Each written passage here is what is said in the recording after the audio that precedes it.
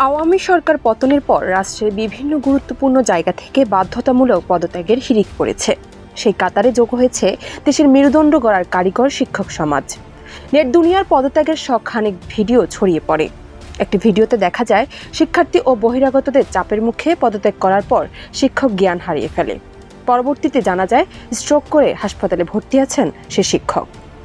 এভাবে অনেক শিক্ষক হেনস্থার শিকার হচ্ছেন। শিক্ষকদের ঘেরাও করে পদত্যাগে বাধ্য করা, অপমান অপদস্থ করা এবং বাড়ি বাড়ি গিয়ে হুমকি দেবার অভিযোগও আছে।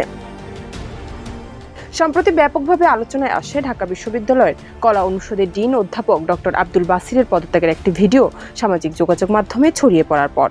এই ভিডিওতে দেখা যায় শিক্ষার্থীদের চাপের মুখে তাদের দাবি অনুযায়ী পদত্যাগের কাগজপত্রে সই করছেন এই শিক্ষক। বিবিসির এক প্রতিবেদনের তথ্য অনুযায়ী নাম পরিচয় প্রকাশে অনিচ্ছুক এক শিক্ষক জানান, তিনি আওয়ামী লীগ পন্থা নীল দলের সদস্য এবং শিক্ষার্থীদের আন্দোলনে অংশ নেননি। এসব অভিযোগেই তাকে পদত্যাগ করতে বাধ্য করা হয়। নাম পরিচয় প্রকাশ না করার শর্তে একজন শিক্ষক জানান, অপমানের কারণে আত্মহত্যা করার কথা ভেবেছিলেন তিনি। তবে শিক্ষক পদত্যাগের নামে সারা দেশে যা হচ্ছে, যে প্রক্রিয়ায় হচ্ছে, সেটা সমর্থনযোগ্য নয় বলে মন্তব্য করেছেন বৈষম্য বিরোধী ছাত্র আন্দোলনের অন্যতম সমন্বয়ক সার্জিস আলম। ৩০ আগস্ট সন্ধ্যায় সামাজিক যোগাযোগ মাধ্যমে ফেসবুকে একটি ভিডিও বার্তায় তিনি এসব কথা বলেন।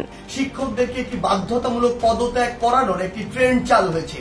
তিনি আরো বলেন, শিক্ষক শিক্ষার্থীর যে শ্রদ্ধা স্নেহের সম্পর্ক আমাদের শিক্ষার পরিবেশকে সুন্দর করে তুলতে পারে, সেই সম্পর্ক যেন তিক্ততার না হয়, দূরত্বের না হয়, ভীতির না হয়। ডেস্ক রিপোর্ট, দেশ রূপান্তর।